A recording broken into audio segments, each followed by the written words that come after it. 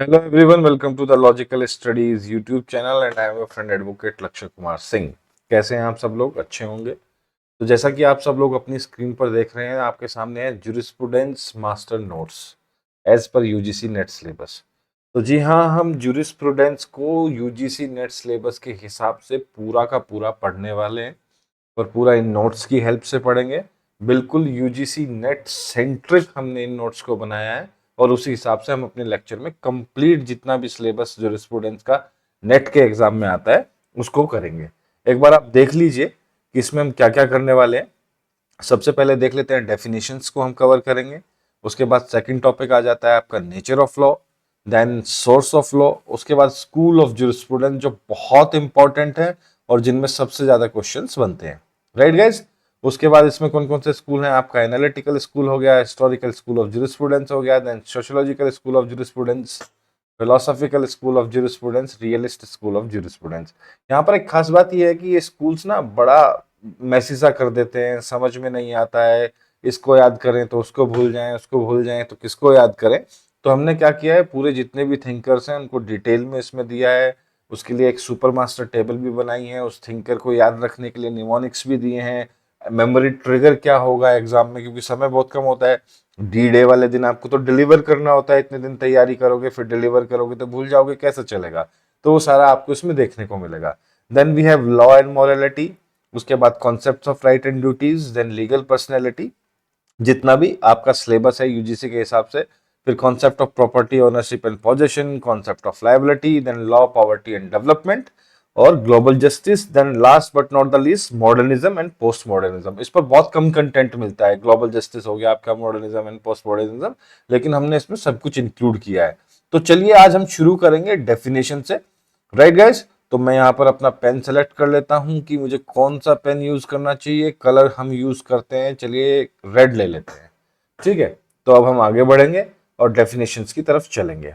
तो सबसे पहले हमारे सामने आते हैं अल्पाइन। अल्पाइन ने कहा jurisprudence is the observation of things human and divine, knowledge of just and unjust. तो अल्पाइन यहां पर कहना चाह रहे हैं कि जूरिस्प्रूडेंस क्या है। जूरिस्प्रूडेंस से जैसे हम सब जानते हैं that is the knowledge of law, right. उसके बाद observation of things human and divine. Jurisprudence को बस उन्होंने ये कह दिया कि एक ऑब्जर्वेशन है उन चीजों की जो ह्यूमनली है और डिवाइनली है। Knowledge of just and unjust, मुझे पर्सनली ये जो सेकंड पार्ट है इस डेफिनेशन का ये बहुत अच्छा लगता है। Knowledge of just and unjust.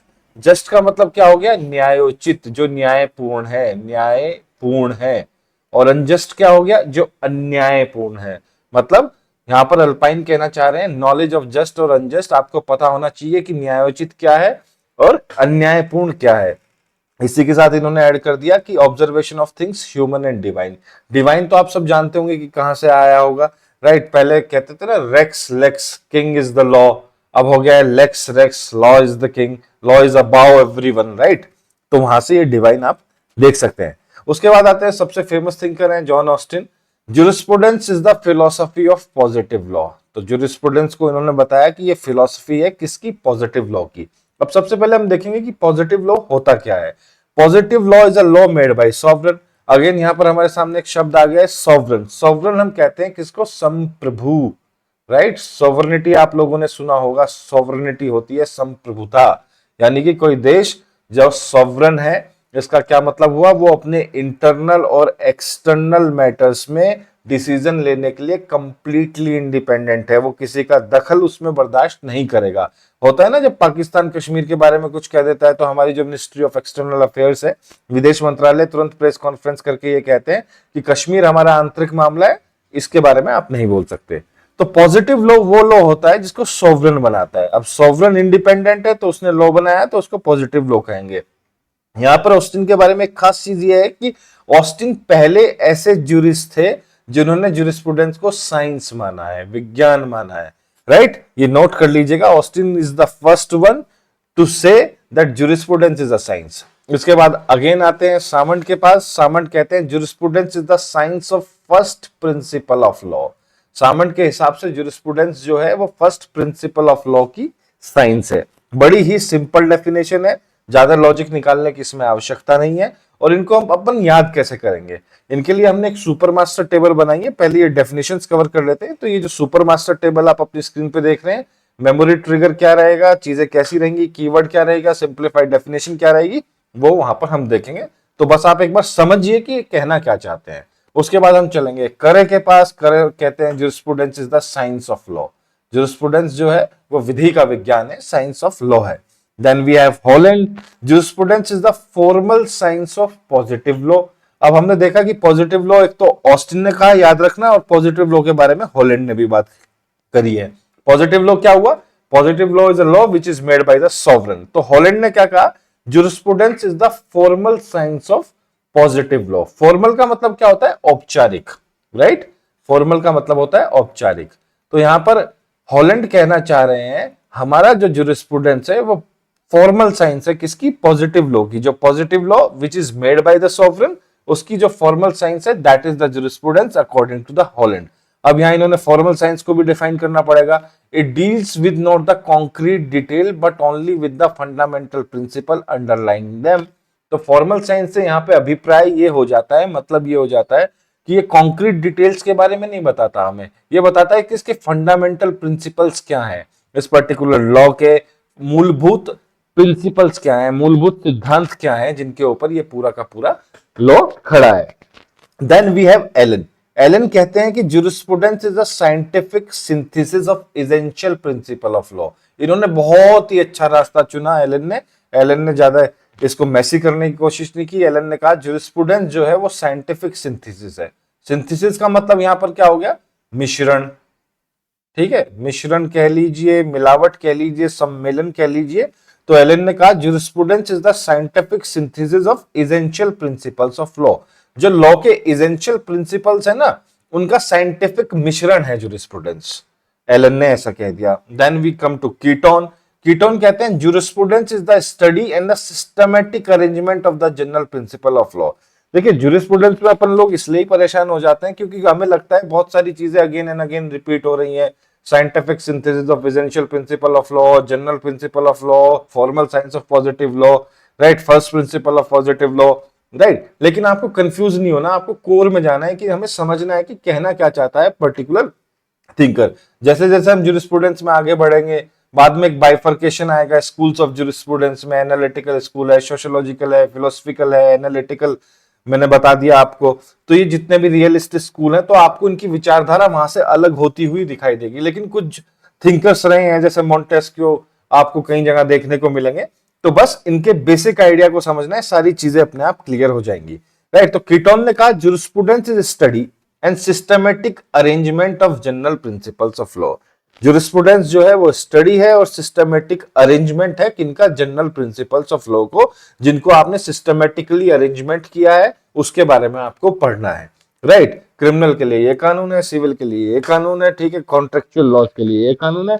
तो कीटोन ने इसको बता दिया भैया ये सिस्टमेटिक अरेंजमेंट है, जनरल प्रिंसिपल ऑफ लॉ जो एप्लीकेबल होते हैं लोगों के ऊपर, उसका जुरिस्प्रूडेंस में हम उसकी पढ़ाई करते हैं। उसके बाद एक और इंपॉर्टेंट थिंकर आते हैं एचएलए हार्ट। इन्होंने कहा jurisprudence is the scientific study of union of rules. This is something important. Jurisprudence क्या है? एक साइंटिफिक स्टडी है किसकी? यूनियन ऑफ रूल्स की। कौन से रूल्स की? प्राइमरी रूल्स और सेकेंडरी रूल्स। तो मैंने यहां पर ये डाल दिया है कि प्राइमरी रूल्स कौन से हैं और सेकेंडरी रूल्स कौन से हैं। और इन्होंने ये कहा ये एनालिसिस भी है स्ट्रक्चर ऑफ लीगल सिस्टम का। Yes, this is something different. थोड़ा सा एचएलए हार्ट ने लीग से हटके बताने की कोशिश की है। जुरिस्प्रूडेंस साइंटिफिक स्टडी है यूनियन ऑफ रूल्स की, दो तरह के रूल्स की साइंटिफिक स्टडी है, जिसमें कौन से रूल्स आते हैं? प्राइमरी रूल और सेकेंडरी रूल। और ये पूरा का पूरा जुरिस्प्रूडेंस में आप एनालिसिस पढ़ते हैं, पूरा का पूरा स्ट्रक्चर का, लीगल सिस्टम का स्ट्रक्चर कैसा है, हायरार्कीज कैसी हैं, ये कैसे काम करता है। और प्राइमरी रूल्स कौन से होते हैं? जो इम्पोज करते हैं ड्यूटी को आपके ऊपर, मेरे ऊपर, सिटीजन्स के ऊपर। और सेकेंडरी रूल्स कौन से हैं? जो आपको पावर देते हैं, confer power and rights, right. तो दो तरह के रूल का यूनियन है जुरिस्प्रूडेंस, एचएलए हार्ट ने कहा, प्राइमरी रूल और सेकेंडरी रूल का। और पूरा का पूरा एनालिसिस है स्ट्रक्चर ऑफ लीगल सिस्टम का। उसके बाद आते हैं जूलियस स्टोन। ये कहते हैं jurisprudence is lawyers extraversion. Extraversion का मतलब होता है बहिर्मुखता, राइट। हिंदी का थोड़ा सा टिपिकल शब्द है, लेकिन इतना भी टिपिकल शब्द नहीं है। इसका मतलब होता है ज्यादा बात करने वाला, बातूनी, राइट, बहिर्मुखता। Jurisprudence is the lawyer's extraversions. तो इन्होंने कहा ये जो लॉयर्स होते हैं ये इंटरप्रिटेशन करते हैं, केस टू केस इनकी इंटरप्रिटेशन चेंज होती है और ये बताते हैं, क्योंकि जितने भी लॉयर्स होते हैं ना, देखो कोर्ट में कोई भी जो एडवोकेट होता है वो ना तो कोई मुकदमा जीतता है ना कोई हारता है, राइट। बस फर्क इतना होता है, जीतने वाला जिसको हम कहते हैं ना ये जीत गए, उन्होंने कन्विंस कर लिया कोर्ट को और उनके फेवर में फैसला आ गया। और वो कन्विंस कैसे होते हैं, फैक्ट्स, अगर मैं क्रिमिनल लॉ को छोड़ दूं बेसिकली थोड़े टाइम के लिए, क्योंकि वो तो फैक्ट्स के ऊपर आधारित है और सिविल लॉज भी अप टू सम एक्सटेंट। लेकिन जब आप जाते हैं बड़े जुडिशियल इंस्टीट्यूशंस में, लाइक हाई कोर्ट हो गया, सुप्रीम कोर्ट हो गया, they are court of law. वहां पर केवल लॉ के ऊपर आर्ग्यूमेंट होते हैं, लॉ के ऊपर बहस होती है, जिसकी जितनी बेहतरीन इंटरप्रिटेशन वो उसी हिसाब से अपने फेवर में जो है जजमेंट ले लेता है। तो जूलियस स्टोर ने कहा jurisprudence is the lawyer's extraversions. Lawyers जिस हिसाब से इसको इंटरप्रेट करते हैं, लॉयर जिस हिसाब से इसको देखते हैं, दैट इज द जुरिस्प्रूडेंस। उसके बाद आता है लास्की। लास्की ने कहा jurisprudence is the eye of law. Jurisprudence विधि की आंखें हैं। अगर आसपास कोई क्लास में या कोई विधि हो तो उसको जाके मत कहना कि तुम्हारी आंखों में जुरिस्प्रूडेंस दिखाई देता है, तो गड़बड़ हो जाएगी। तो इसको याद रखना, jurisprudence is the eyes of law, ऐसा लास्की कहते हैं। फिर हम चलेंगे पैटरसन के पास। पैटरसन ने कहा jurisprudence is a social science. Paterson बड़े चिल थे, उन्होंने कहा छोड़ो यार, जुरिस्प्रूडेंस को सोशल साइंस बनाते हैं। कायदे से जुरिस्प्रूडेंस सोशल साइंस का भी हिस्सा है। लॉ जो है वो सोसाइटी को बांध के रखता है, सारी की सारी सोसाइटी लॉ के अराउंड रिवॉल्व करती है। इसलिए तो हम क्रिमिनल लॉ में कहते हैं ना, क्रिमिनल लॉ में स्टेट क्यों पार्टी होता है किसी भी क्राइम में ना, स्टेट वर्सेस फलाना फलाना, स्टेट वर्सेस ढिकड़ा ढिकड़ा, इसलिए होता है क्योंकि स्टेट ये कहता है कि crime is not against the individual, crime is against the society. इसलिए स्टेट जो विक्टिम होता है उसको रिप्रेजेंट करता है against the accused and offender. तो पैटरसन ने कहा jurisprudence is a social science. 100% सत्य कहा इन्होंने, लेकिन इसका डोमेन बहुत बड़ा हो जाएगा जब हम इसको आगे इंटरप्रेट करने चलेंगे। इसके बाद आते हैं Jeremy Bentham.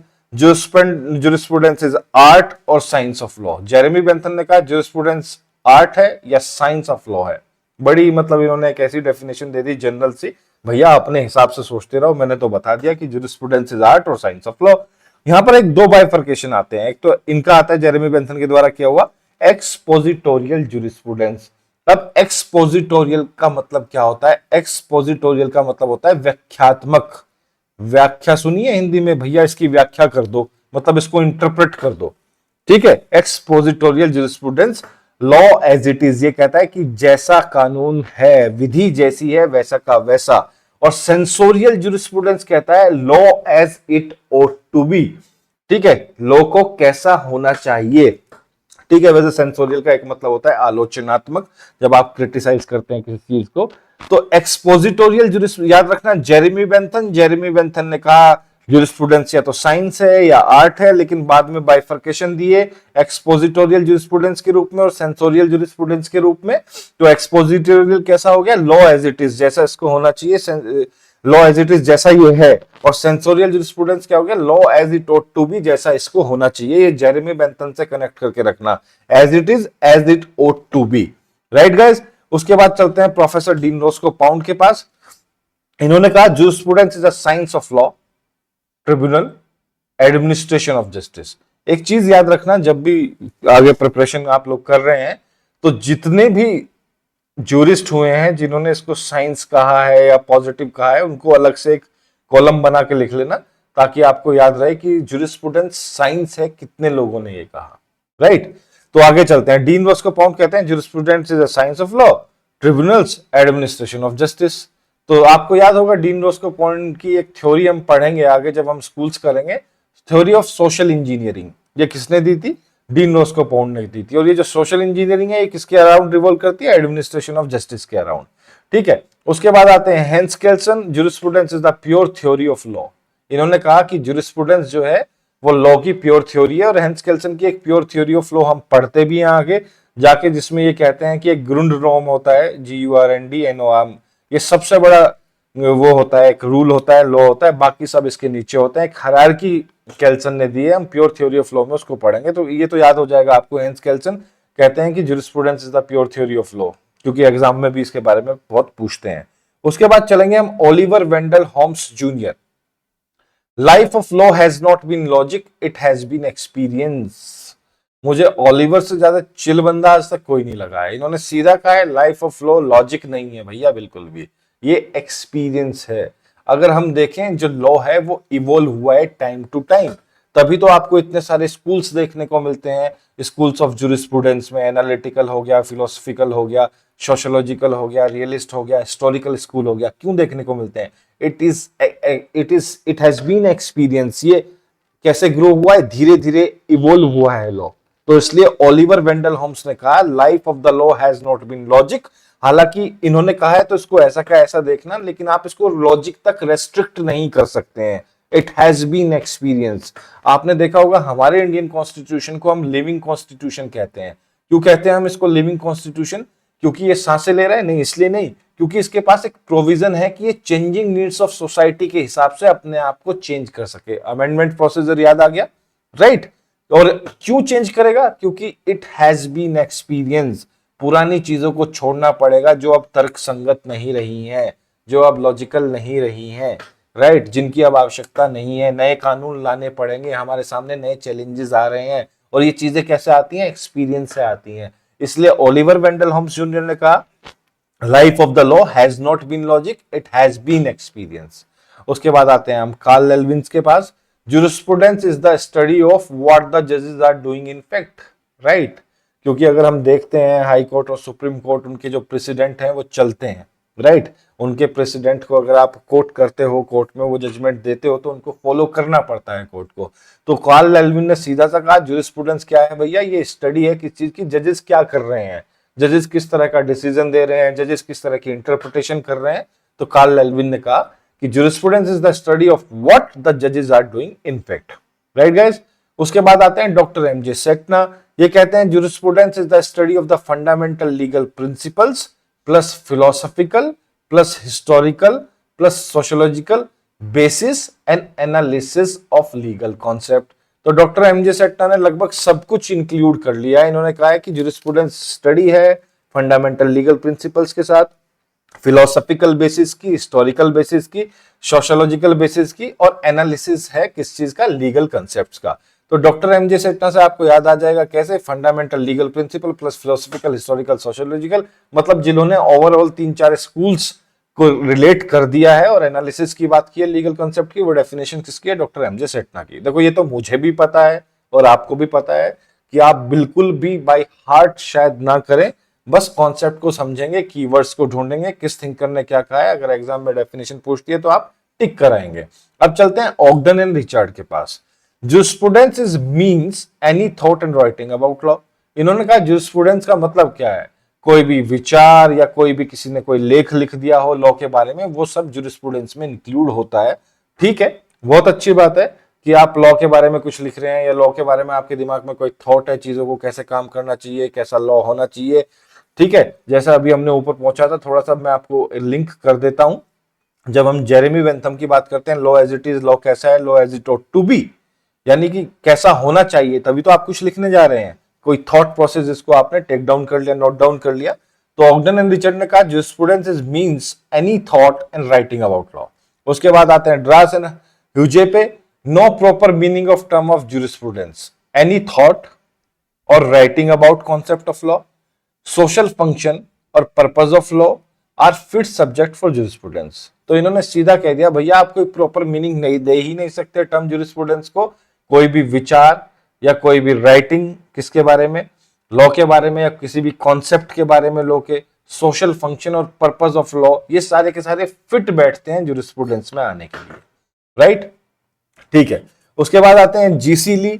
jurisprudence is a science which endeavours to ascertain the fundamental principles of which the law is expression subservient to the fixed principle of justice। G C Lee ने थोड़ी सी टेक्निकल डेफिनेशन दी है, और जो थिंकर्स हैं उनसे थोड़ा सा हटके इन्होंने कहा jurisprudence is a science which endeavors, endeavor का मतलब है कि प्रयास करती है, जो असरटेन करने की, किसको? Fundamental principle of which the law is expression. Law जिन फंडामेंटल प्रिंसिपल्स का एक्सप्रेशन है, jurisprudence वह विज्ञान है जो उसको अचीव करने का प्रयास करती है, राइट गाइज? उसके बाद आते हैं Lord Lloyd. jurisprudence is the study of general theoretical question about the nature of law and legal system. Jurisprudence जो है वो स्टडी है जनरल थ्योरेटिकल क्वेश्चंस की, जो लॉ के नेचर के बारे में है या लीगल सिस्टम के नेचर के बारे में है, relationship of law to justice and morality and about social nature of law. और इसमें इन्होंने इंक्लूड किया कि रिलेशनशिप क्या है लॉ की जस्टिस से, मोरालिटी से, इसका सोशल नेचर किस तरीके का है, इन सब की स्टडी जो है वो जुरिस्प्रूडेंस में आती है। ठीक है, लॉ एंड मोरालिटी तो वैसे भी हमारे टॉपिक है, हम उसको आगे पढ़ेंगे। उसके बाद आते हैं रेडिफिल, ये कहते हैं jurisprudence is the part of history, बिल्कुल ठीक, पार्ट ऑफ इकोनॉमिक्स, बिल्कुल ठीक, part of sociology, ethics and philosophy, amalgamation of number of discipline. इन्होंने कहा कि जुरिस्प्रूडेंस पार्ट है इतिहास का, अर्थशास्त्र का, समाजशास्त्र का, एथिक्स का, फिलोसफी का, और इन सब का ये मिश्रण है। बहुत सारे डिसिप्लिन ऐसे हैं जिनको आप जुरिस्प्रूडेंस में ले सकते हैं, right. Then we have Cicero. Cicero ने कहा jurisprudence is the philosophical aspect of the knowledge of law. Knowledge of law का जो फिलोसॉफिकल एस्पेक्ट है वो क्या है, जुरिस्प्रूडेंस है, ऐसा सिसरो कहते हैं। फिर last but not the list, ji W pattern. Jurisprudence is a particular method of study, not the law of one country but of the general notion of law itself. ये मुझे बड़ी प्यारी लगती है डेफिनेशन, क्योंकि इन्होंने इसको इस लेवल तक जनरलाइज और ग्लोबलाइज कर दिया है कि जुरिस्प्रूडेंस जो है वो एक मेथड है लॉ को स्टडी करने का, ना कि केवल एक ही देश के लॉ को, but the general notion of the law itself. क्योंकि अगर आप देखते हैं लॉ इवॉल्व किस तरीके से हुआ, राइट। अगर मैं फंडामेंटल राइट की बात करूं जो हमारे कॉन्स्टिट्यूशन में आज हमें देखने को मिलती हैं, अगर इनके फोर फादर्स की बात करूं मैं, फंडामेंटल राइट के पूर्वज कौन थे, 1215 का मैग्ना कार्टा आपको याद आ जाएगा, राइट। तो यहां पर इन्होंने बहुत अच्छा करा, इसको सार्वभौमिक कर दिया, यूनिवर्सल कर दिया। भैया एक देश के लॉ की स्टडी नहीं है जुरिस्प्रूडेंस, बल्कि general notion of the law itself. अब हम देखेंगे मास्टर कॉन्सेप्ट बॉक्स हमारा क्या कहता है। ये कहता है jurisprudence is a study of law in all dimensions. बिल्कुल इसमें हिस्टोरिकल, सोशल, इकोनॉमिकल, फिलोसॉफिकल, हर तरीका का इन्होंने इसमें इंक्लूड कर लिया। देखो लिखा भी है, philosophical, scientific, social, practical. Jurisprudence जो है study of law in all dimension. ये अपने आप में एग्जाम में भी लिख सकते हैं अगर आप यूनिवर्सिटी कॉलेज में है या जुडिशरी में है। अब सुपर मास्टर टेबल को देखते हैं, बहुत ध्यान से देखना, और इससे आपको मदद मिलेगी याद करने में भी।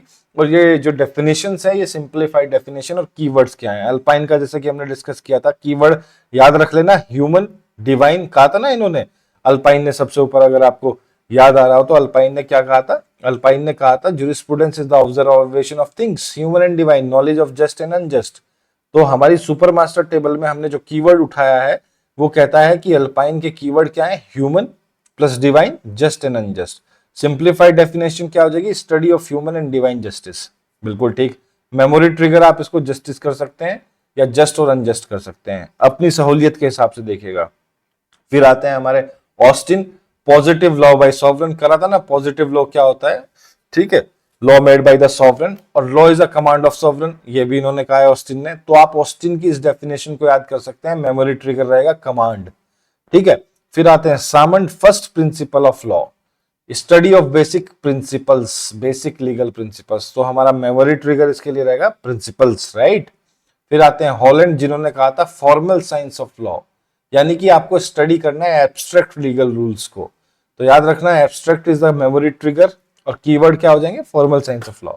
उसके बाद आते हैं एलन, साइंटिफिक सिंथेसिस। क्या कहा था इन्होंने कि ये मिश्रण है, scientific synthesis of legal principal. तो एलन के साथ आप सिंथेसिस वर्ड यूज कर सकते हैं। आप एक काम और कर सकते हैं, अगर आप नोट डाउन करना चाहें तो आप जब ये डेफिनेशन अपनी नोटबुक में लिख रहे हैं या इन्हीं नोट से पढ़ रहे हैं तो उसके सामने कीवर्ड लिख लें, एलन के सामने आप सिंथेसिस लिख सकते हैं यहाँ, एलन प्लस सिंथेसिस, तो आपको याद रहेगा। ये मेमोरी ट्रिगर इस तरीके से काम करते हैं। उसके बाद आते हैं कीटोन, इन्होंने कहा ये सिस्टमेटिक स्टडी है, systematic study of arrangement of principles, तो इसको आप सिस्टम से याद रख सकते हैं। फिर आए एचएलए हार्ट, जिन्होंने कहा यूनियन ऑफ रूल्स है, तो प्राइमरी और सेकेंडरी रूल्स याद है, तो यहाँ पे रूल्स लिख लेना, पी प्लस आर लिख लेना, ठीक है। प्राइमरी और पी प्लस एस, प्राइमरी और सेकेंडरी मतलब है इसका, कुछ और नहीं है, ठीक है। Julius Stone, lawyers extraversion, lawyers की बहिर्मुखता है। Jurisprudence is a lawyer extraversion, practical approach की बात कर रहे हैं, इंटरप्रिटेशन की बात कर रहे हैं, तो आप इसको एक्सट्रावर्जन से भी याद रख सकते हैं और प्रैक्टिकल से भी याद रख सकते हैं। लास्ट की, ये तो सबको याद हो गया होगा कि आइज ऑफ द लॉ, विधि की आंखें, jurisprudence is the eyes of the law, vision कर सकते हैं आप इसको, आइज कर सकते हैं। उसके बाद आते हैं पैटरसन, पैटरसन ने कहा ये सोशल साइंस है, jurisprudence is the social science, तो dedicated to society is the word. Then we have Bentham, Bentham ने कहा या तो ये आर्ट है या ये साइंस है, law as an art plus science, utility based, ठीक है ना। आर्ट और साइंस क्यों कहा कि अगर आपको इसकी वहां आवश्यकता है वहां आप इस्तेमाल कर सकते हैं, वैज्ञानिक तरीके से देखने की आवश्यकता है तो वहां आप इसको इस्तेमाल, मतलब उस पर्सपेक्टिव से आप इसको अप्रोच कर सकते हैं जूरिस्प्रूडेंस को। तो utility is the keyword. Then we have Dean Roscoe Pound, जिन्होंने कहा ये सोशल इंजीनियरिंग है, social law as a social engineering, तो आप इसको सोसाइटी या इंजीनियरिंग के नाम से भी आप इसको कर सकते हैं, राइट। कीवर्ड आपका ही रहने वाला। Kelsen pure theory of law, pure theory of law यानी कि मोरालिटी की कोई जगह नहीं है यहाँ पे, तो आप इसको प्योर से याद कर सकते हैं। Then we have Oliver Wendell Holmes, experience not logic, जिसके ऊपर हमने बात की थी कि law is not about logic, study of jurisprudence is not about logic, it's about experience. इसका इवोल्यूशन कैसे हुआ, law is experience not logic, यानी कि हम किस चीज की बात कर रहे हैं, हम रियलिटी की बात कर रहे हैं। तो आप ओलिवर वेंडल होम्स के बगल में आप लॉजिक भी लिख सकते हैं, रियलिटी भी लिख सकते हैं। ये थोड़ा देखने में आपको टफ लगेगा, लेकिन जब आप इसको पढ़ेंगे तो आपको ये बहुत अच्छे से आप इसको ग्रास्प कर पाएंगे और स्टोर भी कर पाएंगे। लेल्विन आते हैं, जजेस एक्चुअल वर्क, जज क्या करते हैं वहां पर बैठकर, मतलब जज मेड लॉ की तरफ एक इशारा है। Law is equal to what जजेस एक्चुअली डू, तो कोर्ट और जज आपका कीवर्ड हो सकता है। देन एमजे सेठ ने तो सब कुछ इंक्लूड कर लिया था, मल्टी डायमेंशनल स्टडी, यानी कि इसमें फिलोसफी है, हिस्ट्री है, सोशियोलॉजिकल है, सब कुछ है। तो मिक्स्ड के नाम से आप इसको कर सकते हैं, या मल्टी डायमेंशनल आपका कीवर्ड हो सकता है। Then we have Ogden and Richard, any thought on the law, any thought और writing about the law, that is jurisprudence. तो आप इसको थॉट कर सकते हैं, राइटिंग आपका कीवर्ड हो जाएगा। Then we have Dias and Hughes, no fixed meaning, कोई फिक्स मीनिंग नहीं दिया, इंक्लूड्स ऑल लीगल थॉट्स, यानी open to all, right, that is the keyword. Then we have professor G C Lee, principle of justice, study of fundamental principle of justice, तो justice is the keyword. Then Lord Lloyd, nature plus morality is equal to the study of jurisprudence, nature of the law plus morality plus society, तो आप इसको theory कह सकते हैं आप इसको।